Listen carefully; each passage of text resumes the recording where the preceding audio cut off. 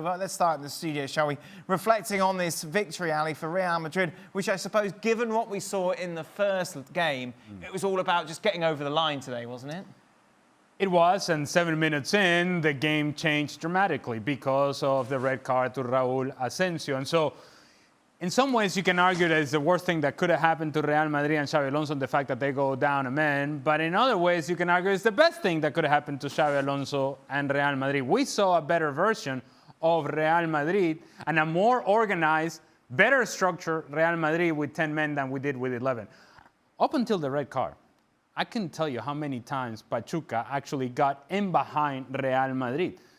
They were trying to squeeze out, but not putting pressure on the ball. The spaces were in behind, open, and nobody in this world loves Salomón Rondón more than I do.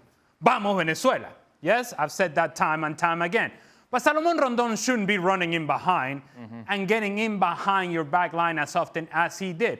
He got in behind. Kennedy got in behind. You're talking about players that right now at this point in their careers can't really run all that well, and yet they were constantly dangerous, at least for the first 7 minutes of the match. So it tells you that playing 11v11, Real Madrid were struggling to pressure the ball. That changed after the red card because, again, Real Madrid became better structured, better organized defensively, and then they lean on their talent going forward. And what I thought was critical is to see once Real Madrid is able to complete 3 or 4 passes with speed, with purpose in the attack, then you start seeing the superior quality that they have in those attacking positions. And I thought Jude Bellingham joining late is what you would want to see if you're Xabi Alonso. Arda Güler, who there's been a lot of conversation about him getting more touches on the ball under Xabi Alonso. We saw that today. It was evidence of that in terms of how he joined in the attack for the goal. And then we saw from Xabi Alonso as well the willingness, and I think more so than the willingness is the demands that he's making from this team, and in particular of Vini, who time and time again during that first half, you could hear Xabi Alonso and you could see Xabi Alonso in the sidelines telling Vini, you can't just hang out over there on the left. You got to come in the middle. You got to come and join here. The game is going over here on the right-hand side. You got to tuck inside and participate in the game both defensively and offensively. Those are little changes that are happening under Xabi Alonso. These are the times to make those changes, to make those adjustments so that whenever league play starts, they're ready to go. But this was... While it wasn't a huge step forward, it wasn't a leap forward, it was a step forward nonetheless. I think we've got to give Vinny some credit here, and I don't think he played particularly well when he was on the ball. But to me, he did the running that he didn't do previously. Whether he was out of position or not and he's been told to get in, he actually followed instruction. And the amount of times that he was trying to close the goalkeeper down, trying to close defenders down, even with 10 men, has to be good going forward, because if there was one thing he wasn't doing, it's exactly what he was doing in this game. Listen, I think going down to 10 men, no question, helped Madrid because of the shape, because he couldn't go and squeeze, and so they had a solid platform. But you got to say, Pachuca played right into their hands. Right. I mean, when you're a man up and you still play with 4 at the back, and they all just sit in a line, I mean, you're just wasting the opportunity. And that's why, because Real Madrid have got smart players that know what they're about, they could play through Pachuca and score the 3 goals, and they might have scored more. So in some strange way, going down to 10 men helped them. And let's talk about the man who got sent off, shall we, Frank? Raul Asencio, of course, thrown into the mix last season because the injuries that Carlo Ancelotti had to deal with. This is the second time in 2 games we've seen him obviously give up a penalty and this time give up a red card. From what you've seen of him, is he good enough to be put in at Real Madrid week in, week out? Yes, I think so. I mean, he showed last season that he did the job. It wasn't perfect. That was his first year. He's still very young. And we're going to talk about Osen next to him, who showed more maturity. Raul Asencio has to calm down. He has to make sure that he makes the right moves. That was a stupid movement, grabbing the shirt and therefore getting the red card.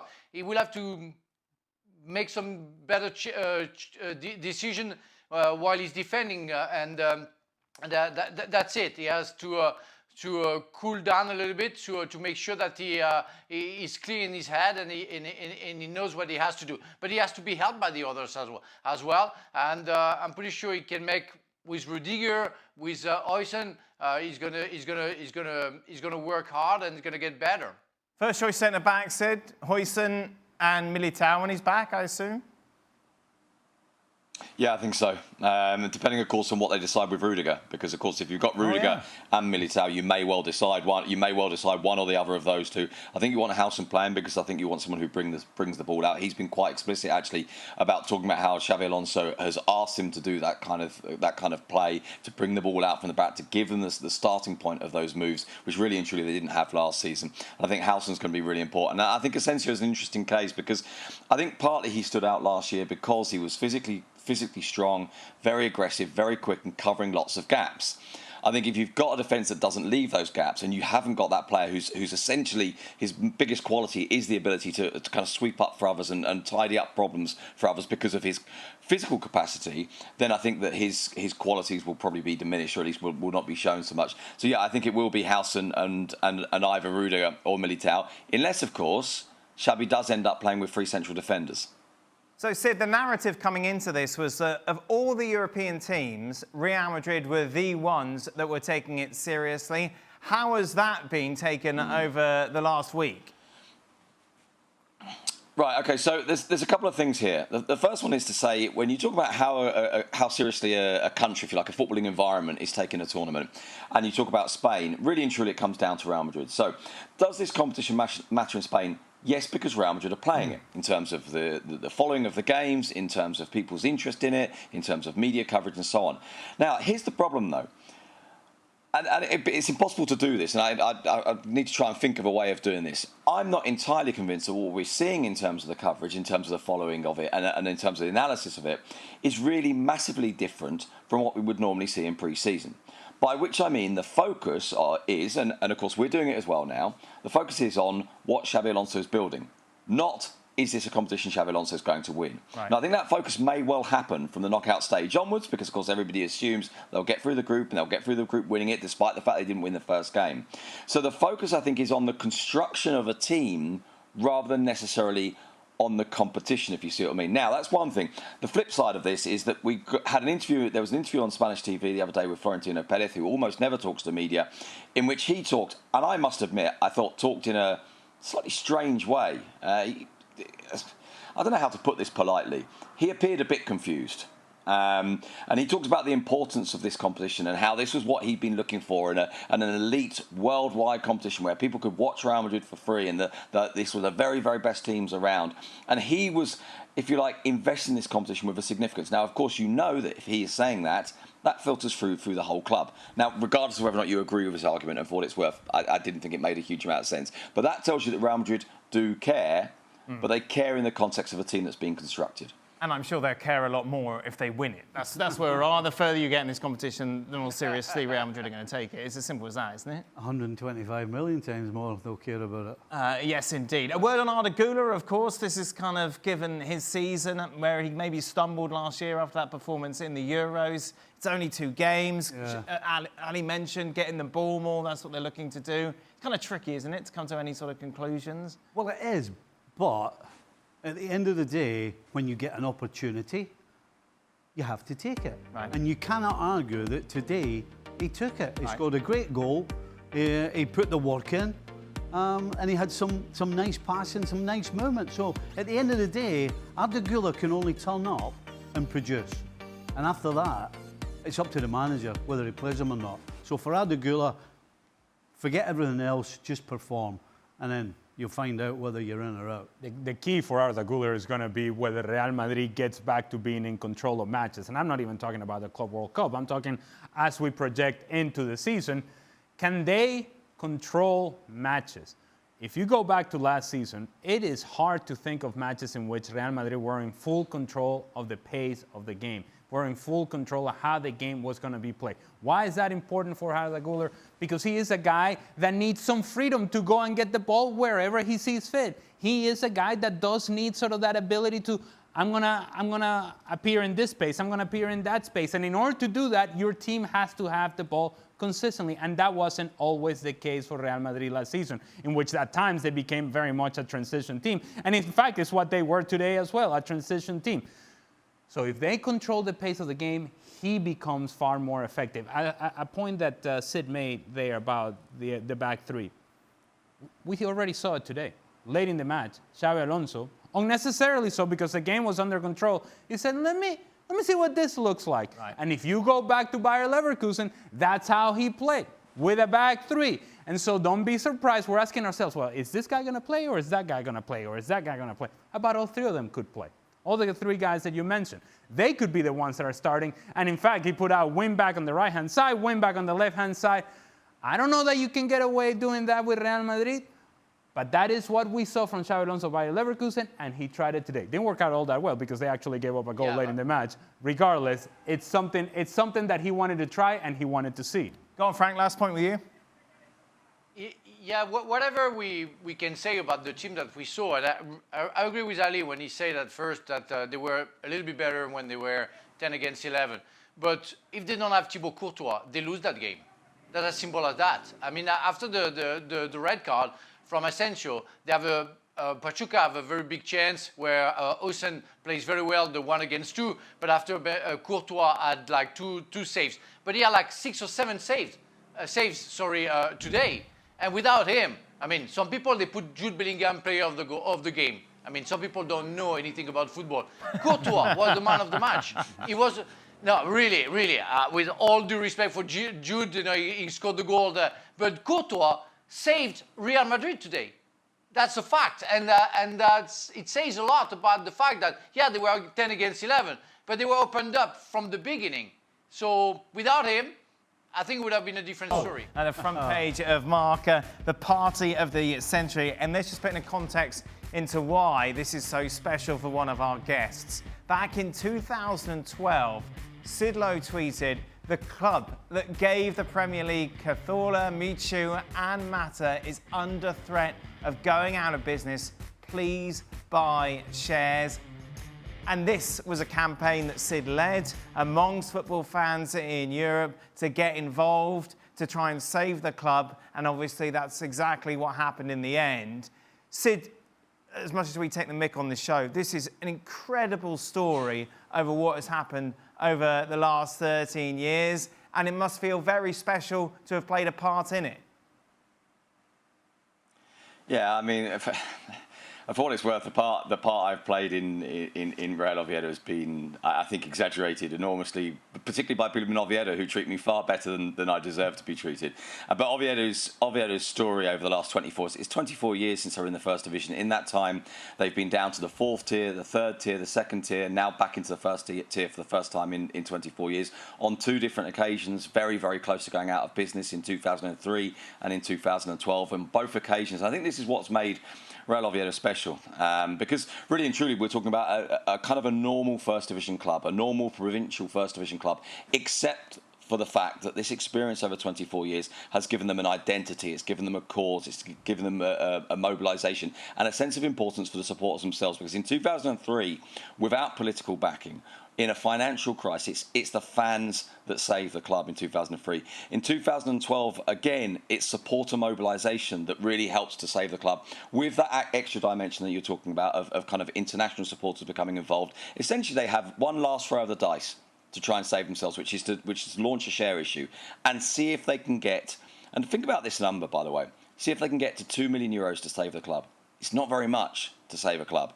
And that club, and they reached €2 million. They eventually got to just short of 4 million because they had a big investor coming at the end. It was Carlos Slim and his business empire behind it. They've now got the Pachuca group involved. And so at that point, Oviedo were close to going out of business. And I think one of the things that happened then was that the mobilisation of fans and the internationalisation of Oviedo as well gave it a different dimension, if you like, kind of emotionally, and that's been the fantastic thing for me is watching now. You go to Oviedo now, the number of people wearing Oviedo shirts, the number of kids who are supporting Oviedo, people who've never seen Oviedo play in the first division because it's been 24 years. That sense that the fans have been aware of their own significance in this, and for me, at least, that's the most important part. It's been the fans that have made the club kind of what it is, and so you get into this emotional state, I think, where it's a sense of we're here.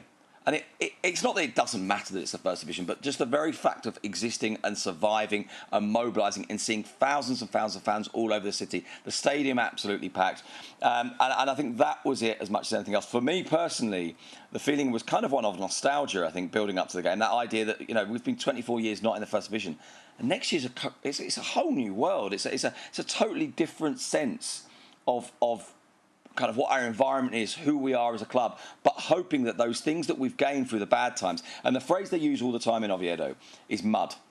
Oviedo have been down in the mud, and that's been seen as a metaphorical thing, playing on bad pitches against bad teams in bad conditions and finding a way through it. But it's been literal too.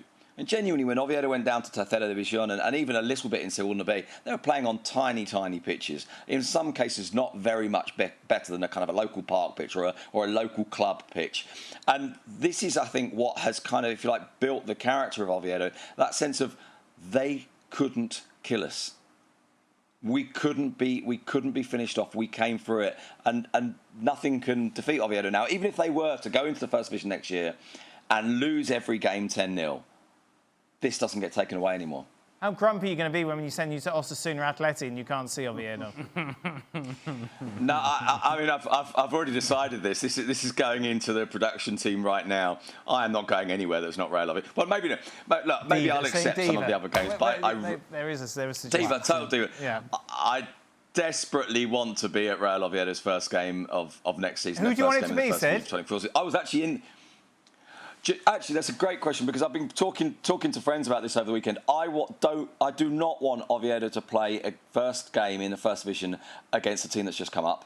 I don't want it to feel like a second division game. So I don't want it to be Elche or Levante. I would like it to be a pretty big team, or I'd like it to be just about anyone at home. And if it's I'd like it to be a big team away. I would really like to go to Mestalla or San Mamés, which are two of the most special stadiums in Spain. I'm not sure I want Madrid or Barcelona just yet. Sid, thank you very much. You'll be going where you're put, by the way. I've just been told. Did he try to negotiate? Was he trying to negotiate where he's sent? La Liga games, of course, all 380 of them will be live and exclusive on ESPN+. Everything kicks off on August the 17th. It's hot in the States during the summer. So hot for Borussia Dortmund that they watched the game, the substitutes did, not the players, from the locker room, which was a lot cooler, obviously, than it was outside. What do you make of this, Ali? I suppose I get the concept, but come on now. You can't go out and watch the game. You're in the shade while you're on the bench. I mean, it may be hot, but... I like it. Why not? You know what it does? It diminishes, in my opinion anyways, it diminishes, we talk about the importance of this tournament, what it means to certain clubs. It diminishes the importance of the tournament. Where are your players? They're in there. Where do you mean in there? They're in the locker room. Cool, so then when they come on, they're ready to make an impact already. They're not hot and sweaty, dehydrated already. They're in their peak physical condition. Yeah, call me old school, but maybe you just have your players available on the bench. Stephen? I have no problem with it. I think it's smart. Why have guys sitting out in the boiling heat? Yeah.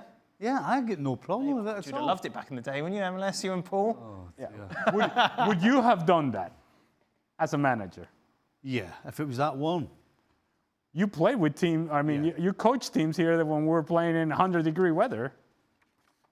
Well, like Dallas. Well, the problem at Dallas is it was like half a mile to the dressing room. If you needed to make a change, it would take you got half tired. an hour.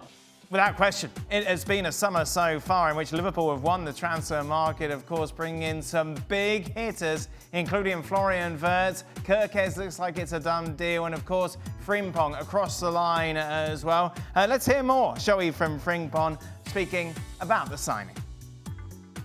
So how do you look forward to your next season in the Premier League? I mean, with the Dutch players and also your best friend, is it, Florian Wirtz? And one of your best friends? Yeah, man. So I'm really excited. I'm really looking forward to playing with the Liverpool squad. I'm really excited. I can't wait for it to start. It sounds like a perfect match already. I mean, because of the trainer, of course, you probably spoke to Arne Slot a lot. What did he say to you? Yeah, of course. When I first spoke to him, obviously he was interested in me. He was telling me that. He would like me to come to Liverpool and I would fit in the squad, And for me to hear Arne Slot, he wants me, and to play for Liverpool also, it's a privilege, So, yeah, man. how could I say no? Is it important for you that you feel like it's a kind of a familiar? I mean, you know the Dutch players, feels like a family maybe? Of course, man, it feels comfortable, So now I'm going to a comfortable environment because I know some of the players from national team and Flo is joining me also. So yeah, man, familiar faces. So I'm really excited, man, really excited. Ali, you've seen every Bayer Leverkusen game over the last 3 years. Yes, I have. There seems to be, some say, well, he's going to come and he's going to play right back, and that's what what Liverpool need, kind of to make things solid at the back. He's not that sort of player, is he? Is he the sort of player, in fact, that won't be playing at right back? Well, he's not a right back. Now, some may argue that that's where he plays. That's not the position he played for Xabi Alonso Bayer Leverkusen. He was a wing-back for Bayer Leverkusen, and a wing-back that was far more inclined to attack than he was to defend. What you get from Jeremy Frimpong is a lot of energy, a lot of activity, a lot of speed. He will do the work defensively, but he is thinking, I'm about to win this ball so that we can go forward. He's not waiting for anybody defensively so that he can go tackle somebody. He's thinking about, let's get out on the counter. Let's get out in transition. The thing that I would say about Jeremy Frimpong, and it's something that Xabi Alonso would agree with, and anybody who has seen this guy play consistently, is he gets himself in really good positions. He times his runs well. Because of his speed, he can get in behind and he can get around defenders. But his final decision is not always the best. In fact, I would argue that more times than not, the delivery of the cross is not quite where it needs to be. The choice that he makes in the final third is something that needs to improve dramatically. And then his own final product in terms of finishing chances is not what it needs to be either. So what I'm hearing from you is he is a downgrade on Trent. No, I don't think that's. If that's what you're hearing from me, then I'm not speaking the same language that you're speaking. I'm hearing from you that when it comes to the final ball, which Trent was so good at, and was absolutely at the top of his game at, that Frimpong doesn't deliver the same as. Well, but he's not the same type of player either. Trent Alexander-Arnold will tuck inside, will combine, and then he'll find that ball and swing this ball there and find that cross over there. But that's what he did well. Frimpong is giving you the back and forth, back and forth. And when you need an outlet down the right-hand side, he is there willing to run and has the speed to get around defenders. Now, why is that important? Because you think of the right-hand side of Liverpool, and of course you have Mohamed Salah. It gives the freedom Mohamed Salah, if he wants to come onto the inside to his left foot, as he comes to the inside, it opens up a natural space down the right. And Frimpong has the legs and the speed to get to that space. Now, if you're expecting David Beckham to cross the ball, that's not what's happening here. He may complete a cross or he may not. That's sort of the gamble that you take with Jeremy Frimpong. He's going to get himself in a lot of good positions, but consistently, is he going to be able to deliver the ball that people are expecting from him? Not quite. Is he going to finish every chance? Not quite. But he's always busy, and he's always creating something. And he's always... I think of him as a guy who is always dangerous because of that level of activity. Who's your right back? I want to say Conor Gallagher, but it isn't. Bradley. Conor Bradley. Yeah. There's no chance we're in a world where those two can play together. It is one or the other, yes? Yeah. Right. If Salah's fit. Right. I mean, if Salah's not fit, then Frimpong starts where Salah plays, right? Yeah, we're an if, buts and maybes world. But in this scenario... You're starting 11, everybody's fit. Yeah, Frimpong is your right back. Yeah, I don't see... And you're comfortable with that? No. I'm interested to see what Arne Slot wants him to do. Because right now, in my head, I'm thinking, is he going to get in Salah's way? That's what I'm thinking. Right. I'm thinking defensively, it's not good. It's just the same as Trent. He's not that great a defender. But going forward, he's got different attributes to what Trent had. But again, I keep ending up at the same thing. Is he going to get in Salah's way? I think absolutely everybody fit. Bradley starts, and I don't think Frimpong starts. I don't know. I don't see where he fits in. I really don't. Meanwhile, for Manchester City, we've heard Pep Guardiola singing from the same hymn sheet, haven't we, over recent weeks about this squad being too big. I'd love to have the players that we have now all season. The problem is they'll be unhappy during the season. They'll be sad. They'll be disappointed. I don't want that. For me, it's not a problem. I don't like to have 6-7 players just in case. No injuries being at home. He's talking about likes of Kyle Walker, Jack Grealish, McAtee, who have been left behind for this Club World Cup. It is, of course, a decision that every manager has to make, Stevie. I know, and why is he still talking about? How long has he been talking like this? Well, FA Cup, I feel like it all started. I know, and he just keeps rattling out the same stuff. Yeah. I'll tell you, go and get a squad of 12 or 13 and then you'll have something to complain about. Don't be complaining you've got too many great players. I mean, I'm kind of sick listening to it. Just give it a rest. You're in charge of a team. You've got to pick a team. You've got to pick a squad. You've got to leave people out. It's part of your job. So don't be crying because you've got a tough job. Yeah. I'm kind of sick listening to him, and I really can't figure out why he keeps banging on the same thing. And if you're making this point in which you have too many players, then you cannot complain when you do have injuries, as Manchester City did this season, and say, well, we're missing this guy, and we're missing that guy, and we don't have that guy, and this guy's not here, and this guy's gone. You can't have it both ways. Right. And so I think there's a purpose as to why Pep Guardiola is saying this, but only he knows what this purpose is. Because whatever sense that he's trying to make, whatever message he's trying to send. But the players aren't stupid. No, of course not. Of course not. And so, I don't know that this is a message to the players. I think he's trying to send a message to somebody, but everybody's missing the message because it doesn't make a whole lot of sense. Because if you're on your phone to your agent, aren't you? That's it. You know you're out. If you're not in this tournament, then why is there any sort of reason that a door is suddenly going to be flung open for you to walk through into this starting 11 for City? Well, there isn't. Exactly. Never mind. Well, right now, there's 2 or 3 of them that aren't getting in the squad. Never mind the starting 11. Yeah. So, yeah, it seems like a complete and utter no-brainer. Unfortunately, it's going to be about the money. You know, if they went on such, particularly Grealish, if they went on so much money, it would be straightforward. There'd be teams coming in, no problem. Give you a decent amount of money and off you go. But unfortunately, I don't think City are going to turn around and just give the likes of Grealish away, having spent 100 million on him. There is no clearer message for a player. Yeah.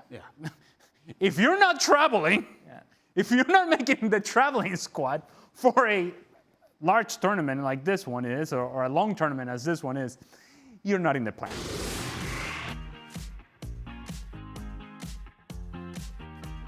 Welcome into the latest edition of Extra Time. Thank you, as always, for your questions. Ali is here, Stevie as well. Thank you very much for all the messages that people have been sending me over the last couple of days. But I don't want to make this all about me. So we'll talk about your questions, shall we? Which I'm desperately trying to find here amongst all of this. What were the messages about? Just nice things. People wishing me well. Okay. Much appreciated. Go on. At the bottom. That's it. I put it at the bottom. No, it's not the bottom. You find them, Stevie. Here we go. First question. When a teammate gets a red card in the first 10 minutes, how mad are you in that moment, and do you have it off at half time? Or do you let them have it at half time? Well, probably not at halftime, but at the end of the game, and it depends really on the outcome of the game. But especially in the hot weather, especially in the heat, having to run around and basically in the manner in which it happened as well. And so, look, I think players and teammates are willing to forgive certain types of fouls in certain moments of the game. Right. But in those conditions, probably not. But the fact that actually Real Madrid goes on to win it, probably this now turns into a joke. Okay.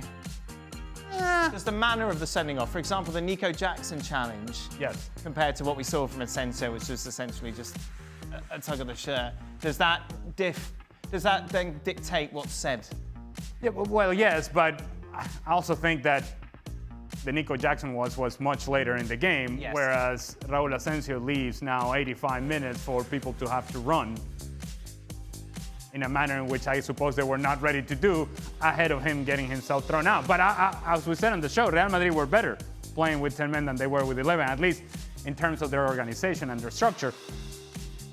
I think, again, the result, because they ended up winning and because they feel good about themselves, the conversation with Asencio is far different than it would have been otherwise.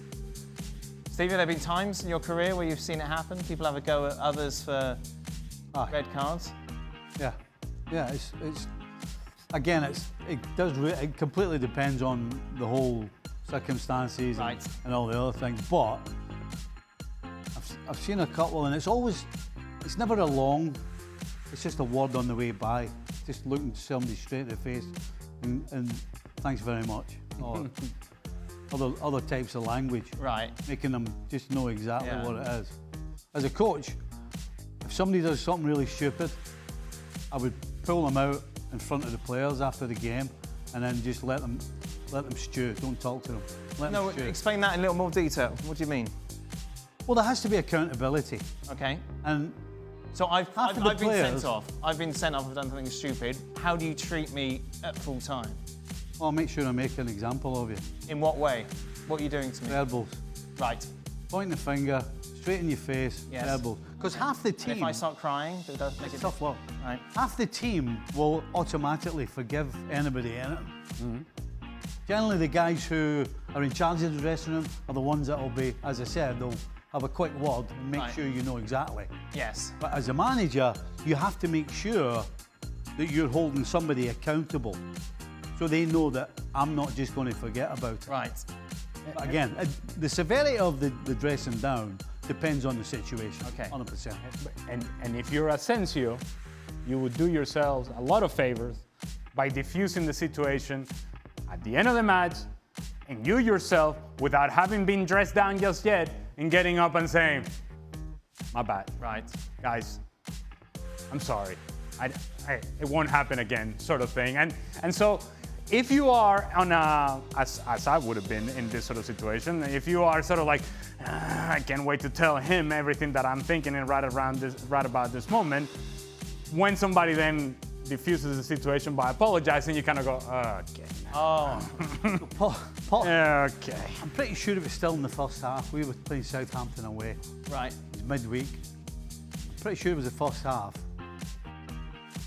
And I've turned round, and Paul Walsh is walking off the field, and nobody's seen what's going on. Big centre back is lying on the ground holding his face. Walsh just walked straight off. So we've come in at half time. Kevin Bond it was. Come in at half time, and the manager Kenny just went straight up to Walsh and went, "What the?" And he said, he spat straight in my face, and I punched him before he even thought about it. Okay. Kenny went, fair enough. Right. So it really depends. It all depends on... Yeah.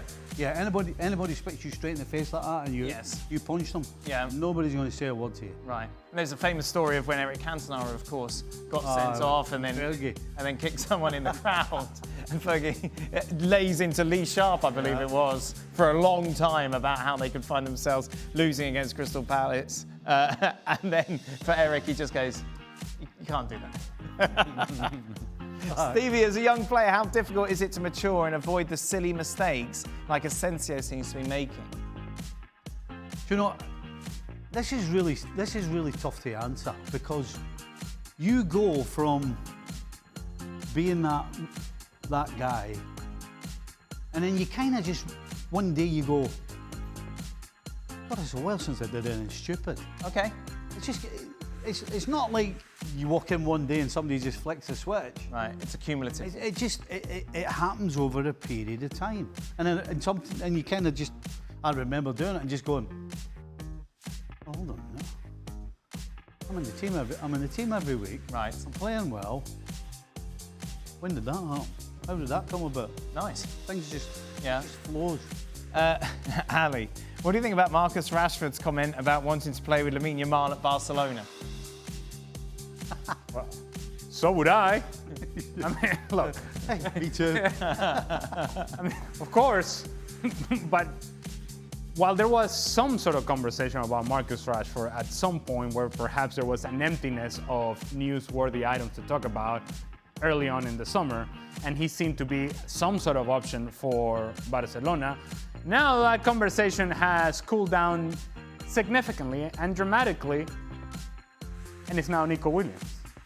Again, we have recycled this Nico Williams. Yes. And so it's wishful thinking, I think, for Marcus Rashford. And if I believe I said this last week, if I don't feel like Barcelona need Nico Williams, I certainly don't think that Barcelona needs Marcus Rashford. Ali, does the Club World Cup show that with the Brazilian players at Ancelotti's disposal, Brazil should be one of the favourites to win the World Cup next year? No. No. Also, no. And no. When we have seen Brazil having the difficulties that they have had during the World Cup qualifying cycle, whoever the manager has been at the time has tried to rely on these same players that are having very good tournaments, such as the case of Gerson, for example, for Flamengo. Igor Jesus, who scored the other night against PSG. These are guys that have been tried at the national team level and haven't actually proven that they're good enough to consistently produce at that level the sort of performance that is required. But most of all, because you haven't had the performances from your key players, be it Vini, be it Rodrigo, Rafinha picked up his level of play towards the end of the season or towards the end of the World Cup qualifying cycle, so he has been better. You think about who the stars of this team are and who's actually going to push this team forward. And it cannot be Gerson, it cannot be Igor Jesus, it has to be Vini. It has to be guys like Rodrigo. And you're still, even then, you're still missing an outside back on the right, an outside back on the left. You're missing a presence in the midfield. You're missing an attacking presence coming out of the midfield. And those players, as good as they have been in the Club World Cup, I don't think that translates into success in winning the World Cup next year. And that's a question, whether it's good enough for them to win the World Cup. I don't think that's the case. There's no question the Brazilian team, they've got a chip on the shoulder coming into this. Yeah, that's different. And that's a different ball game entirely. Right. That's why they're doing well. Ali, would it be a good move for billionaires to start buying South American clubs rather than European clubs so that South Americans show how great they can be rather than always having to sell their best players? Well, I think we're all old enough to remember a time in which most players from South America that were talented players in South America actually played in South America. And that was a time in which the Intercontinental Cup, in which Stevie played, was a big deal, a huge deal for South America. Now, while I'm all for investing in South America, and if I had the money to do so, I would invest in my own country. Investing in my own country comes with a lot of risk. And it has nothing to do with the quality of the players or not. It has nothing to do with the quality of the team or the quality of the league. And it has everything to do with the unrest, social unrest, political unrest, financial unrest that exists in most countries in South America. It's the reality. It's socio-political realities in these countries that if I'm investing, I have to be very careful with the decisions that I'm making because I don't know exactly where my money is going. And so it is far easier and far more convenient to go to a first world country, like England, for example, and go into the lower divisions of England and say, yeah, I'll invest over there, and we actually follow the path of Wrexham or we follow the path of Birmingham City or whatever the case may be, and we're going to say, and we could potentially end up in the Premier League. If you are an investor going and putting money into a team in Argentina, a team in Brazil, what's the goal, right? What's the best that you can achieve? Winning the Club World Cup? Is that worthwhile for you as an investor? Financially, what reward are you getting? Yeah, and what does it do for you? And so, and what is the risk that you're taking, which I think is the key here, the risk as to what happens with your money once you put it into the hands of others to manage a team that you're overseeing. Final question, Stevie. You can't say breakfast. When was the last time you were as happy as Sid Lowe is today? We're talking sports. What sporting moment gave you the same sort of ecstasy that Sid has been experiencing over the last 48 hours with Raul Oviedo? I don't get too excited anymore. No, that's... Do you remember anything from your childhood, like one moment that kind of stuck with you when X team won something? I remember I used to cry like a baby when Rangers got beat. Really? Aye. Just in any game? Yeah. 'Cause my brother used to wind me up. My brother was a Kilmarnock supporter. Okay, but we're talking about happiness. Happiness. Yes, let's focus on the happy thoughts. So Istanbul, Liverpool coming from behind, that would be happy, Aye. but not. Yeah, No. No, the last time would be when my son kicked the winning field goal in an American football game. That's a great one. With 30 seconds to go, he had a 40-yard field goal. Right. They were a point behind, I think.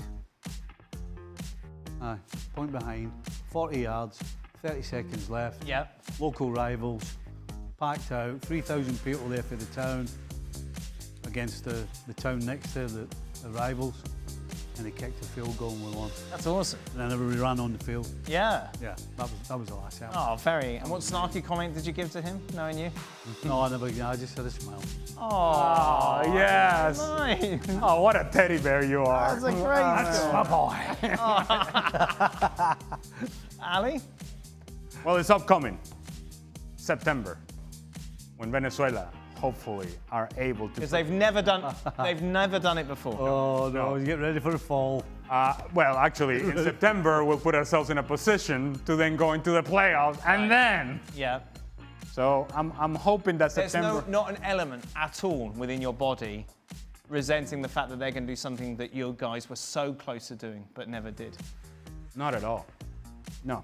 And again, I've said it many times. I don't like the 48-team World Cup, but if this gives Venezuela a chance to qualify, I couldn't care less. Yeah, I think coming out of Common Bowl, you get a pass for the. Well, and back in my qualifying days, it was 4 teams that qualify, and the 5th team went to the playoffs. Right. So yeah, it's part of me thinking, man, I would have loved to have been in this position. Yes, of course, that's natural, but in no way is resentment. In fact, there are guys who are still on the team who I'm rooting hard for. Those guys, guys that I play with, Salomón Rondón, Tomás Rincón. These are guys that were part of The old guys. They're older now, but they were far younger then. And they're getting an opportunity to do something that hasn't been done before. And so that will generate some excitement from me. And it's not just from me. It really goes back to my family, of course, and my people in Venezuela, and my extended family, and my dad, and brings all those memories. And so it obviously, my dad passed away not too long ago, and so for him to have lived through that would have been great. Ali, thank you very much. Just a reminder, ESPN FC back on your screens tomorrow. That was a nice, sentimental, interesting chat. Gab and Craig are here tomorrow. Good luck. No.